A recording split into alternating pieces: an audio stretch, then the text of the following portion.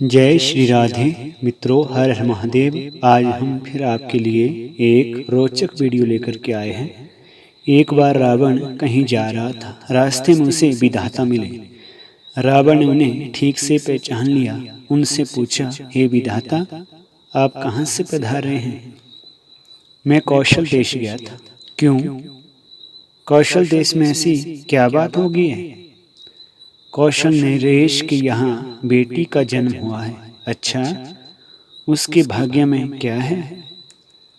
कौशल नरेश की कन्या कौशल्या का भाग्य बहुत श्रेष्ठ है। उसका विवाह राजा दशरथ के साथ होगा। उसके घर स्वयं भगवान नारायण श्री राम के रूप में अवतरित होंगे और उन्हें श्री राम भगवान के हाथ तुम्हारा वध होगा। विधाता, तुम्हारा बुढ़ापा आ गया है। लगता है तुम सठिया गए हो। अरे, जो कौशल्या अभी अभी पैदा हुई है और दशरथ नन्हा मुन्ना बालक बे बड़े होंगे, उनका विवाह होगा, उनका बच्चा होगा। फिर वह बच्चा जब बड़ा होगा तब युद्ध करने के लिए आएगा। मनुष्यों का वह बालक मुझ जैसे महाप्रतापी रावण से युद्ध करेगा। रावण बाहर से तो डींग हाँकता हुआ चला गया, परंतु भीतर चोट लग गई। समय बीतता गया। रावण इन सभी बातों को ख्याल में रख करके कौशल्या और दशरथ के बारे में सब जांच पड़ताल करवाता रहता था। कौशल्या सगाई के योग्य हो गई तो सगाई हुई कि नहीं। फिर देखा कि समय आने पर कौशल्या की सगाई दशरथ के साथ ही हुई। उसको एक झटका सा लगा, परंतु वह अपने आप को धीरज बंधाते हुए समझाने लगा कि सगाई हुई तो इसमें क्या, अभी तो विवाह होगा, फिर उनका बेटा होगा। बेटा बड़ा हो तब की बात है, और वह मुझे क्या यमपुरी पहुंचाएगा। रोग और शत्रु को कभी नजरअंदाज नहीं करना चाहिए, उन पर नजर रखनी चाहिए। रावण कौशल्या और दशरथ की पूरी खबर रखता था। रावण ने देखा कि कौशल्या की सगाई दशरथ के साथ हो गई है। अब मुसीबत आरंभ हो गई, अतः मुझे सावधान रहना चाहिए। जब विवाह का दिन तय हो गया उस वक्त देखेंगे। समय पा करके विवाह का समय जब तय हो गया और विवाह का दिन नजदीक आ गया तो रावण ने सोचा कि अब कुछ माया दिखाते हैं। अतः उसने अपनी अदृश्य विद्या का प्रयोग करने का विचार किया। जिस दिन विवाह था उस दिन कौशल्या स्नान आदि करके बैठी थी और सहेलियां उसे हार श्रृंगार से सजा रही थी। उस वक्त अवसर पा करके रावण ने कौशल्या का हरण कर लिया और उसे लकड़ी के बक्से में बंद करके वह बक्सा जल में बहा दिया। इधर कौशल्या के साथ विवाह करने के लिए दुल्हा दशरथ को लेकर के राजा अज, गुरु वशिष्ठ तथा बरातियों के साथ कौशल देश की ओर निकल पड़े थे। एक दशरथ और वशिष्ठ जी के हाथी चिंगाड़ करके भागने लगे। महावतों की लाख कोशिश के बावजूद भी वे रुकने का नाम नहीं ले रहे थे।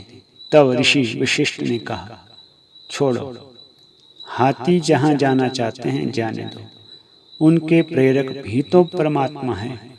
हाथी दौड़ते भागते वहीं पहुंच गए जहां जल में बह करके आता हुआ लकड़ी का बक्सा किनारे आ गया था।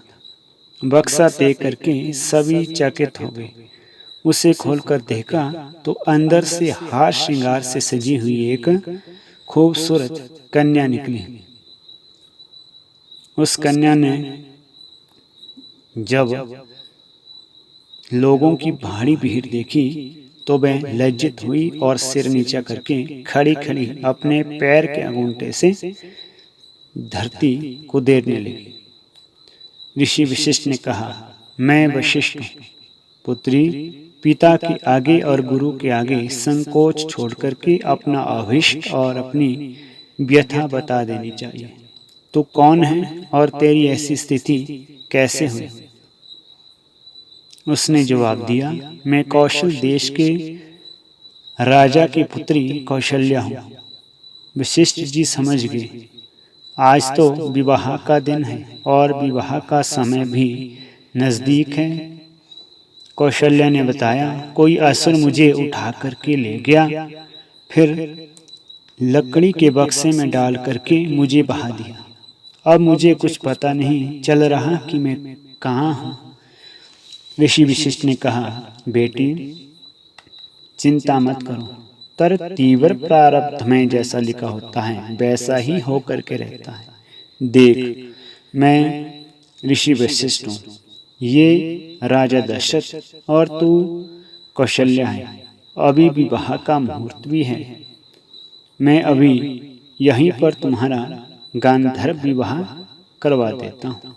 ऐसा कह करके महर्षि वशिष्ठ ने वही राजा दशरथ और कौशल्या का विवाह करवा दिया। उधर कौशल नरेश कौशल्या को ना पा करके चिंतित हो गए कि अब बारात आने का समय हो गया है, क्या करूं? सबको क्या जवाब दूंगा? अगर यह बात फैलेगी कि मेरी कन्या का अपहरण हो गया है तो हमारे कुल को कलंक लग जाएगा कि सजी धजी दुल्हन अचानक कहाँ और कैसे गायब हो गई। अपनी इज्जत बचाने के लिए राजा ने कौशल्या की सेवा में रहने वाली एक दासी को बुलाया। वह करीब कौशल्या की उम्र की रही होगी और उसका रूप लावण्य भी बहुत खूबसूरत था। उसे बुला करके समझाया कि कौशल्या की जगह तू तैयार होकर के कौशल्या बन जा, हमारी भी इज्जत बच जाएगी और तेरी भी जिंदगी सुधर जाएगी। कुछ दासियों ने मिलकर के उसे सजा दिया, बालों में तेल फूल डाल करके बाल बना दिए। वह तो मन ही मन खुश हो रही थी कि अब मैं महारानी बनूंगी। इधर दशरथ कौशल्या का विवाह संपन्न होने के बाद सब कौशल देश की ओर चल पड़े। बारात के कौशल देश पहुंचने पर सबको इस बात का पता चल गया कि कौशल्या का विवाह दशरथ के साथ हो चुका है। सब लोग प्रसन्न हो उठे।